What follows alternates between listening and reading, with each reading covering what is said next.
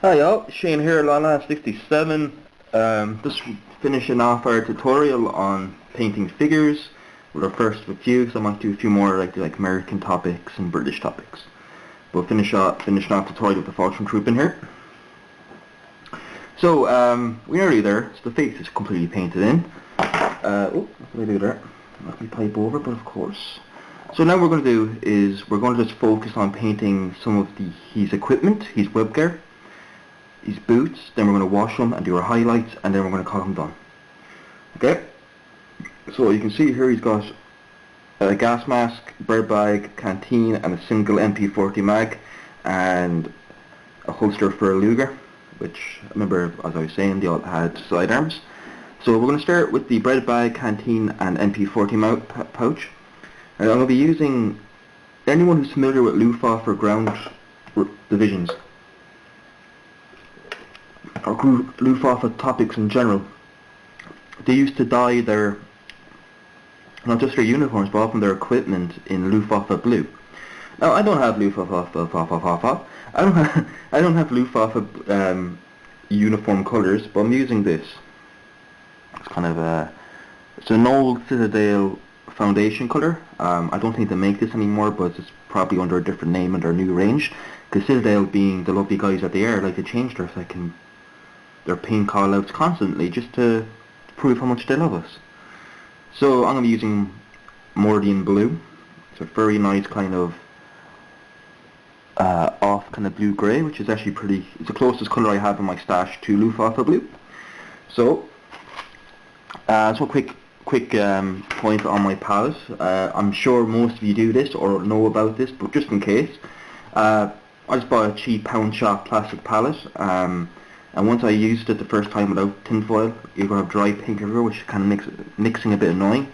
So what I do is I just wrap mine in tinfoil, just to make life easier, and then once I'm finished, just pull it off, throw it in the bin, and replace it with a bit more. Simple. So I'm just going to apply a bit into my palette. And this is quite a thick paint, so we're going to water this down just with a bit of water.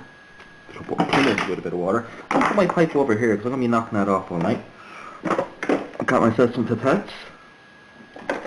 Very handy to get yourself some of these. They're cheap. You can buy them in pharmaceutical places, online. Very cheap, but very handy to have. So just put literally a drop. Yeah. And then how I like to mix my paint is the back of my brush.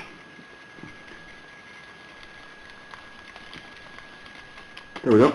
So nice, and you can see that the paint consistency has changed. Actually, there might be a little bit too much liquid there in that. So I'm just going to apply a little bit more paint.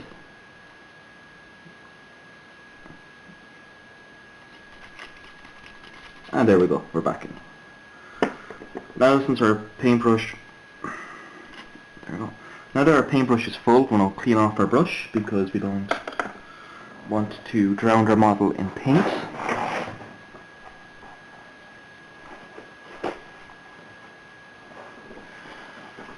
Now, so we're going to start with the bread bag, canteen, and MP40 mag pouch. So,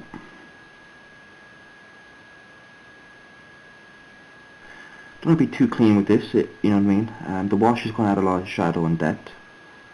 This also helps to break up the monotony of the field grey. Now we're going to be breaking up that field grey in our highlights just to add a little bit of difference. But some people tend to paint the trousers and tunics a little bit differently, which you can of course do. But I was looking at coloured photographs from the Fallschirmjäger in Operation Mercury, which I was actually really pleased that Andy mentioned that in the live video, that it would make a fabulous movie. Actually, anything with Fallschirmjäger would make a great movie, because those boys, some of the fighting that they're involved with was pretty hard and well fought battles, and their morals are a little bit more solid than their SS counterparts. So, you know what I mean, like, that they're, okay, they did commit some atrocities, just like, and like, let's be honest, Allied soldiers did too. You know what I mean, like, there's a lot of people executed in Normandy for helping the Germans, and you know, people like not to admit that, but yeah, the Allies did shoot civilians as well. though they had different grounds for it though. You know what I mean? They were like, oh well, these guys are spotting for the Germans. They're sympathizers or agents, whatever. Do you know what I mean? So like, people are people, and the good guys can be capable of some pretty horrendous things as well. But when you're the good guys, you can do what the hell you want. Do you know? I'm not sympathetic to the Germans or their cause, not at all. I think they're animals for what they did to the 11 million people in the Holocaust. But how I see it, has to be balanced. The Allies did bad things too. Though they were just the lesser. You know, I mean, they were doing it for the right, well, for the right reasons or the necessary reasons. Okay, I'm going into a political the fucking rant now. I don't want that, and I don't want people kind of getting the wrong end of the stick. You know what I mean? But yeah, so like Mercury, the invasion of Crete was an absolute bloodbath from the off. Like, because of Ultra, the code breakers, they had broken the Luftwaffe's version of Enigma well before they broke the Navy's version. It wasn't as complex a system. So they knew down to the hour when the Fallschirmjäger were going to jump. So of course they didn't waste any time in setting up kill zones and stuff like that. The only thing that stopped the Allies from completely mopping the floor was the Fallschirmjäger. It was the 1st Airborne Division that dropped, 1st Fallschirm Division. But at the time they weren't renamed, they became the 1st Fallschirm Division after Crete. They're known as the 7th Flinga, or 7th Air Division, which, or Flinger. I don't know, I'm not quite sure the pronunciation of that word. I might be saying it completely wrong. And like, Andy was very right in that waffle. They did take 75 to 85% casualties.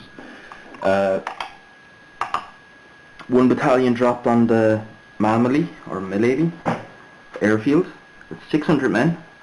By the end of day 1, they were down to under 200 men combat effective. And they were still fighting. So that's pretty horrendous. So as you can see, now it looks a bit overly, it's actually pretty close to the real colour. And how I know that is I'm comparing it to reenactor websites. Now I'm going to put a bit of, the wash is going to tone this all down, and then we're going to add a little bit of kind of like a buff to make it look more material-like. But again, we'll cover that once the wash goes down.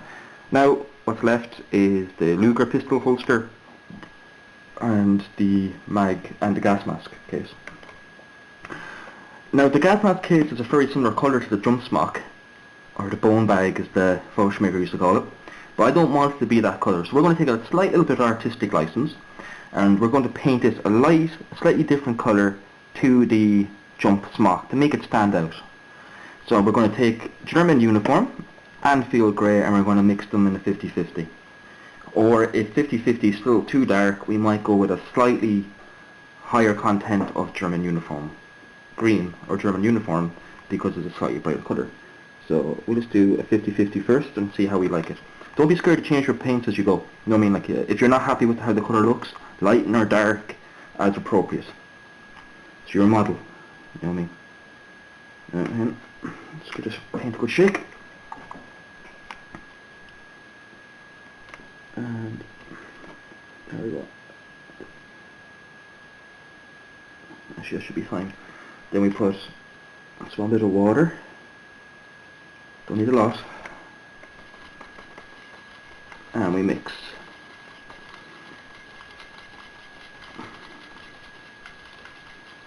Might add a little bit more.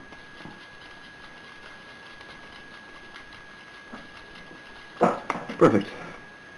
So we just made a slightly different colour, but still reminiscent to the field grey that the material that it would have been. But remember, we don't want it to be completely similar, or you won't be able to differentiate between various elements of equipment. And you kind of want that, you know. Just adds visual interest to the model. So it's going to paint this in. I'm sorry if you can't see it, but it's just it's only real camera angle that works. And you know, it doesn't have to be. As you can see, it's very similar, but slightly lighter, and that's what we want. We don't want. And actually, this is a bit more of an accurate colour to how it would look. And I know you guys can probably go, that looks exactly as the jump smock, but the camera just isn't quite picking it up. It is substantially light, or not substantially, but noticeably lighter. And this is what we want. No, we don't want to be too stark, but we just kind of want to draw up the eye to the various elements.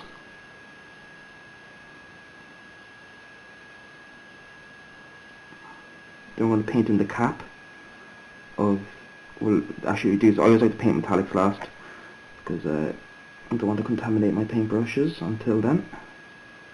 So again, there we go, paint is in. Next to be done is the hard leather cover for his Luger. As I said, remember, Fallschirmjäger all drop with only sidearms, so regardless of rank they all have a sidearm. This will be hard leather, so how I like to paint my leather is, instead of painting it black, I paint it German grey, and then I'll highlight it in German camo black brown. It's a very good colour for a kind of leather. You can also then add a little bit of buff to the black brown to make it look like worn leather. So a small drop of grey, again a little bit of water. Now if you're tinning medium, by all means use that, or flow medium, or flow aid as some people call it. I'll just use water. This is standard tap water. Some people can use the distilled water if you wish. I know that has its advantages, but I've never used it. And now that we have the grey out too, we're also going to paint his boots, his jump boots the same. These are the early pattern jump boots with the lacing down one side, as the German designers felt that this type of boot with the side lace would add ankle support, which it didn't. So you can kind of see the difference in boot with the early Fallschirmjäger and late Fallschirmjäger. Even though, like, yes, after Crete they stopped doing large scale jumps. They still did jumps. The next big one they did after that, now not to division strength, dropped the regiment in, I think it was the last proper big jump they did was in Sicily in 43 to reinforce the garrison because they knew Operation Torch was inbound. I think Torch, isn't it? Yeah, Huskies invasion North Africa, Torch, yeah. So they dropped in a regiment. I can't remember which regiment it was, and that was like the last true big Fallschirm jump. So again, you can see the holsters in.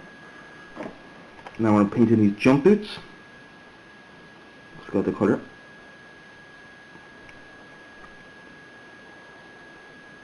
Just save us from coming back and doing it. I won't paint in these white straps until the end.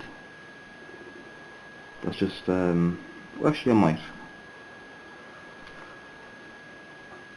Let's keep mixing a bit of water into it. It's a bit thick. Again, wiping excess paint off our brush and then reapplying. So I hope these videos are proving helpful to as many of you, or some of you at least. And if you have any requests of tutorials or anything like that, if you want to say, well, you paint such and such, please ask, and I'll do my best to accommodate you. Any excuse to paint a model, you know. No, I'm not saying I'm the greatest painter ever, because I'm not. I just think I'm a proficient painter, which is more than enough for me.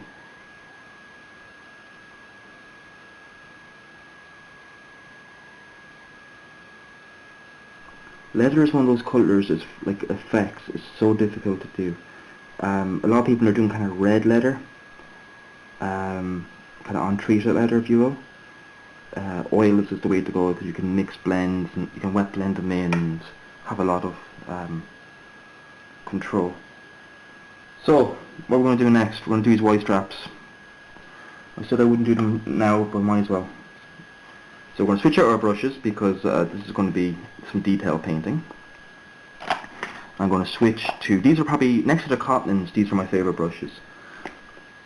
I'm going to be switching to a MIG Octalung 502 brush, which is a 4-0. And we're going to still keep using our German grey. Alternatively, you could use black if you wished, if you just wanted to add a little bit of difference to it. Panzer grey works pretty well.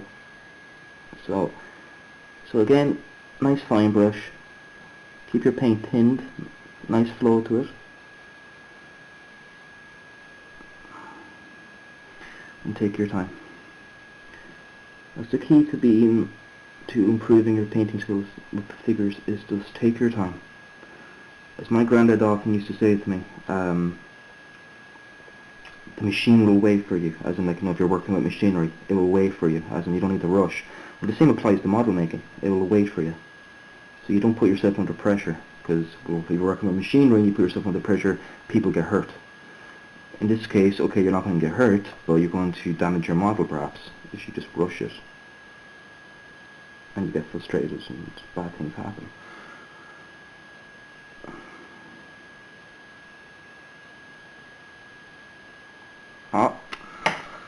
This is going to happen. Good example. I've got a bit of paint onto the side of my canteen. While it's nice and wet, what I'm going to do is I'm just simply going to wipe it away. Wet my brush and wipe it away. Like that. I'll turn it into a bit of a wash. Get a bit of kitchen roll while it's still saturated in water and pull away. And there we go. It's not going to make much of a difference, as in, a bit of grey on it, but once you put the wash over, you won't even know.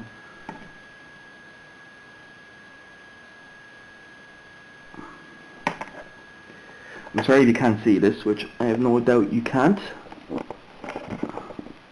There we go. I already shut the camera under my nose, but I can't repaint like that. Okay.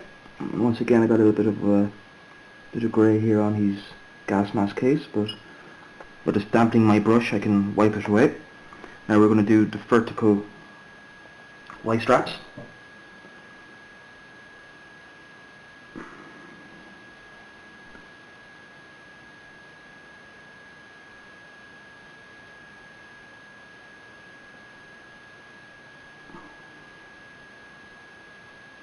This is a little bit tricky, this one, because it lacks the same definition that the Gen 2 stuff has. It's a bit soft, the Y straps on this. So it just takes a little bit of steady paint work, because you don't really have the same raised detail to act as a guide. So it's easy to kind of, like I'm doing now, so I'm beginning to miss and kind of go over detail. But again, that's what I like about Fallschirmjäger paints. You can just, if you get any overlap, just wet your brush and push it back into the area. So the blocking process is not nearly complete.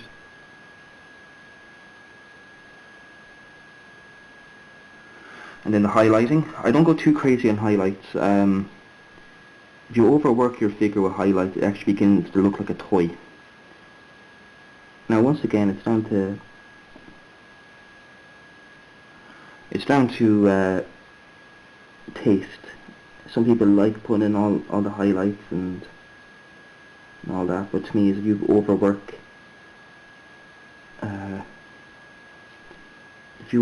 it with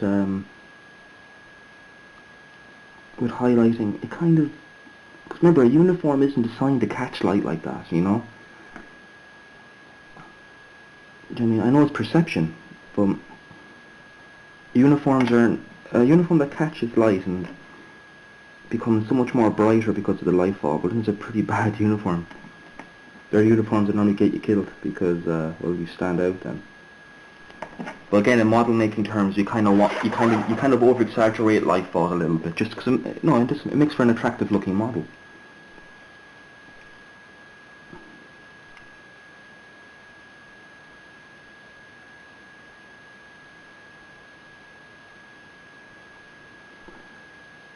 And once you start doing this, you'll see the importance for a small brush, because even with a small brush I'm getting overlap in many places, but again I'm kind of going back and cleaning as I go. So I'm just going to finish off the next strap. Again, it'd be nice if you could can see it now, couldn't it? So you can kind of see where we're at now. I'm just adding in the strap slowly but surely, and I'll catch you back, and we'll just paint in the Hi all. So we're continuing on with the paint tutorial. So it's been a day or two since I made my last video of this. This will all be uploaded together, so it won't be a day or two in between this stage and the last stage. So So what am I going to be doing next? I'm going to start painting in some of the steel elements of his webbing. So it's going to be like for the bottle cap, few buttons here and there, and elements of his webbing. So I'm going to be using Filet oily steel if I can get any out of the bottle. Need to buy some more. Oh, not too much. Fuck. Yeah. And that was annoying. I just emptied half a bloody bottle of paint for like... Oh, these things happen. Bollocks. Okay, so I'm going to start. Again, I'm taking a very small brush.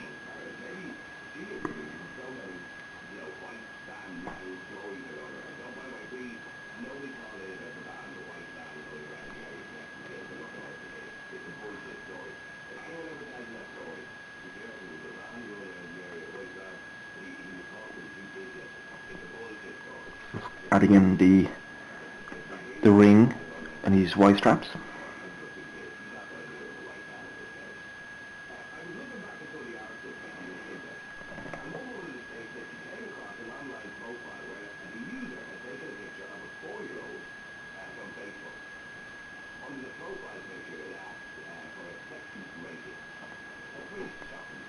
So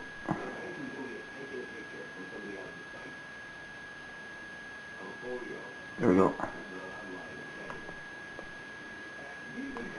Belt buckle. So again, we're going to take our trusty pipette.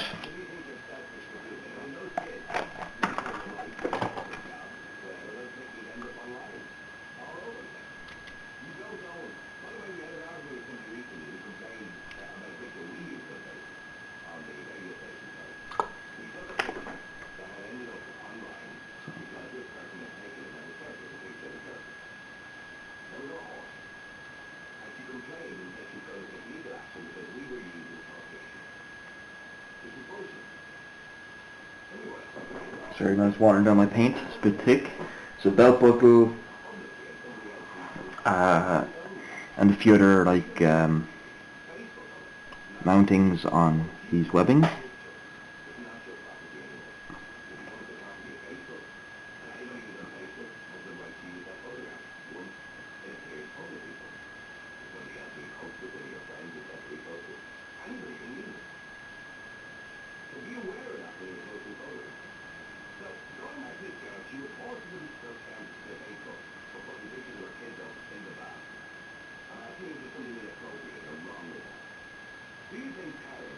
Now, belt buckle, I don't see any buttons. Just the steel mounts here for the Y straps at the base of the belt. So again, keep your paint reasonably thin. I'm sorry if you can't see this, and you can't. I'm just trying to maneuver in such a way because it's a bit awkward.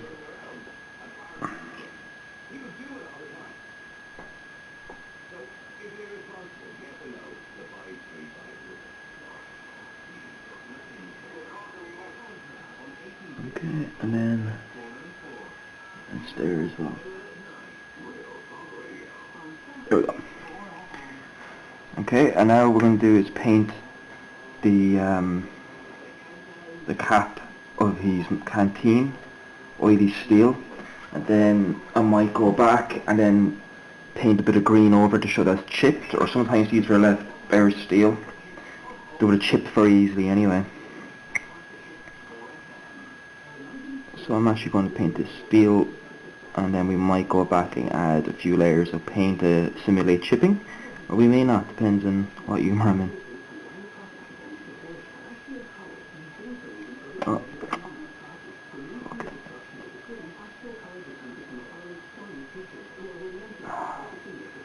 Try not to get metallic on your...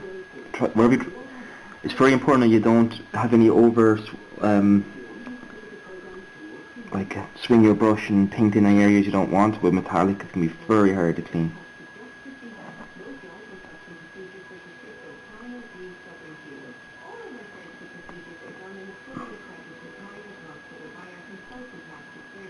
So I was just watching ISN's their reveal show for the Rain of Steel group build, and big congratulations to everyone there who won. Well done, Carlos, Rob and Mark. Well deserved, lads. So there we go. What else do I need to do? I'm going to paint in the wood for stick grenades.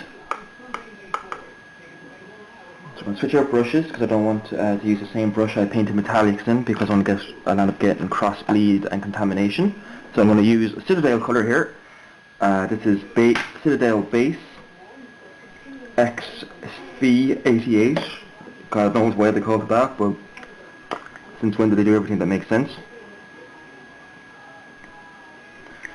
It's kind of a beigey, mustardy colour, and we might then, what we'll do is we'll build up some layers then.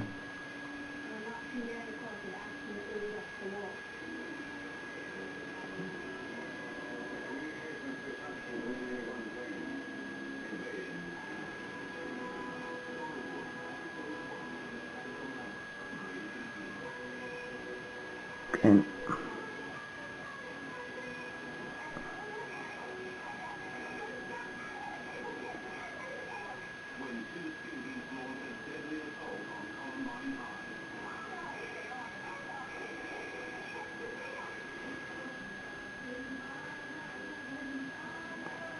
again, I just need to do a bit of cleaning work here, but it's dampening my brush. There we go. Stick grenade is in fact painted in now. And there we go. Last element now to paint in is the leather strap, the retaining strap for his canteen.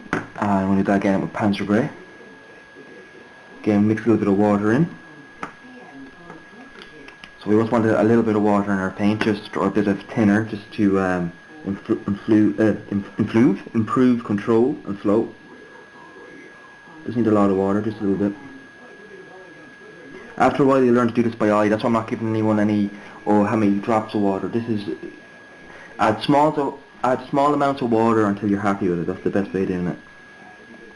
There is no real right or wrong way. Again, well, you'll know, the only wrong way is you overfill it with water and it just becomes a wash or a glaze and you can't control it. And that's it. But like, you're not going to let it, no one's really going to let it get to that point.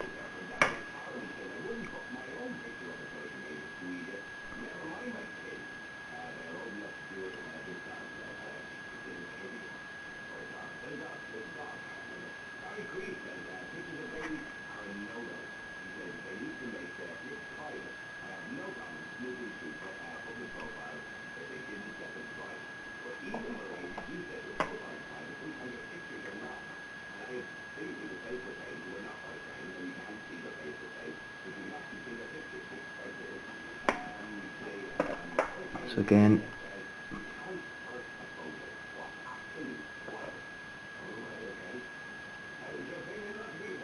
there we go. And there we have it. So I'll show you where there's two small little studs in his gas mask case. So I'm going to paint them in again in oily steel. Again, you can argue that, well, maybe buttons on that wouldn't be that bright in the military uniform. From the pictures I've seen, they actually seem to be stamped steel, so they have a bit of sheen, but just for effect, we're going to keep it as such.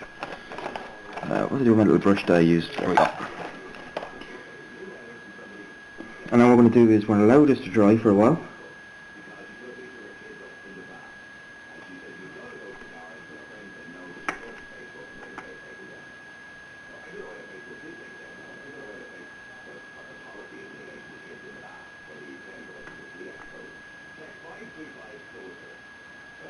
There we go. So both, so everything's blocked in now, as of this moment. And we are ready to lay our wash, which will act as our shading. And then we'll start building up our highlights, and this will be this model done. So I'm just going to let this dry for a little while, just to allow it to build up somewhat, because I don't want to put the wash and have the paint react. So thanks for watching, and we'll continue. Hi all, we're back. So the figure's been let to stand for about an hour. Everything is dry. A few touch-ups were done with a little bit of overspill, if you will, of the metallic with onto his uniform. So left it for about an hour. Now we're going to add an important step. There's a few ways you can do this. We're going to add the shading. Some people like to paint this in by going darker up. I actually like to block in, which we've done the first two videos. Well, first video and this video. Second video is obviously doing the face. Now how I like to do shadow shading in this is with washes, because I do a lot of wargaming and this is I find the most easiest way. So you could use things like null oil. Well, this is null oil. I use this more for metallics, but I don't have the normal shade I use. So this is from Citadel. So Citadel washes. A great colour for uniforms and equipment is Argrat's Earthshade, which unfortunately I don't have any, which I use for most of my figures. But in this case, we're going to be using, hang on, I have the tube here to show you. So we're going to be using an oil wash in this stage. Again, you could use thin down paints, like a real dark musky brown would be quite good, or a smoke colour would be brilliant. But in this case we're going to be using an oil.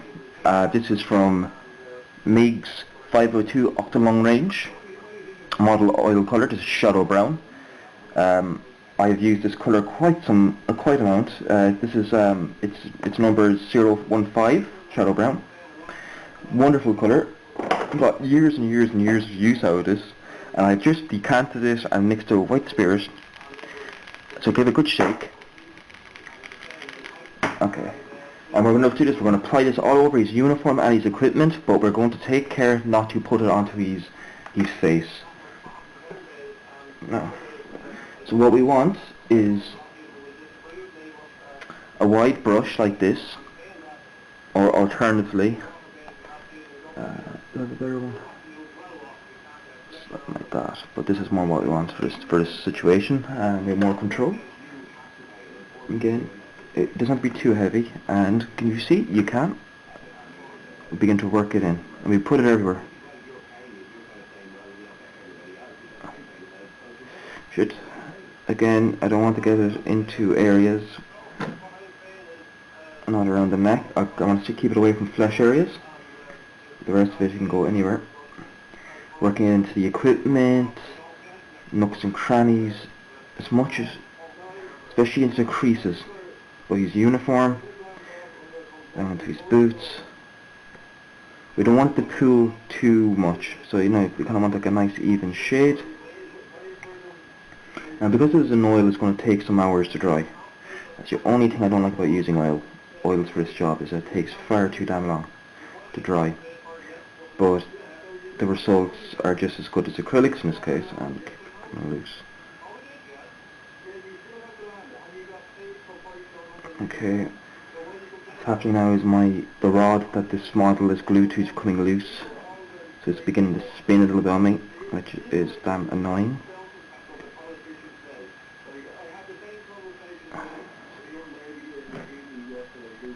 Okay.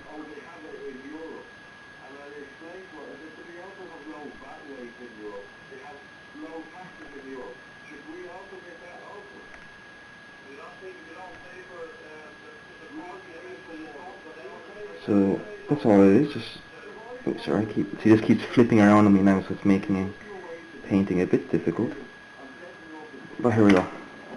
So the model now is washed. It has a bit of a glossy finish because of the oil, but again, we're not going to worry. It will dry, and once it dries, we'll be good. So I'm going to let this dry for 24 hours.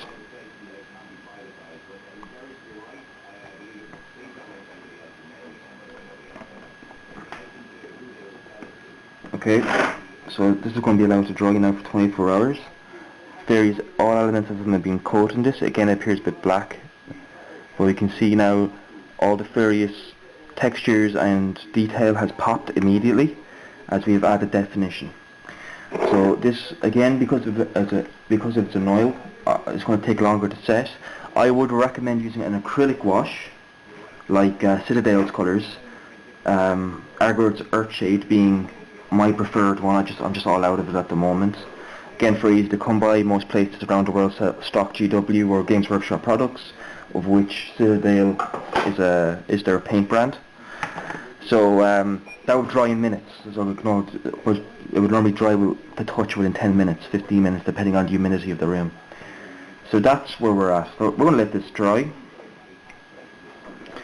know what I mean? Again, just take our time, and we'll come back to it.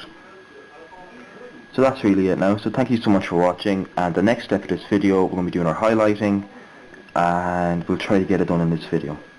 So thanks for watching. I know this has been a bit of a slow burner video series, but again, I kind of want to do this right and try to do as much justice to you guys as possible. So you know, I teach you as much as I know. So I hope you find this useful, and we'll continue tomorrow morning. So thank you for watching as always, my friends, and I'll catch you in the morning.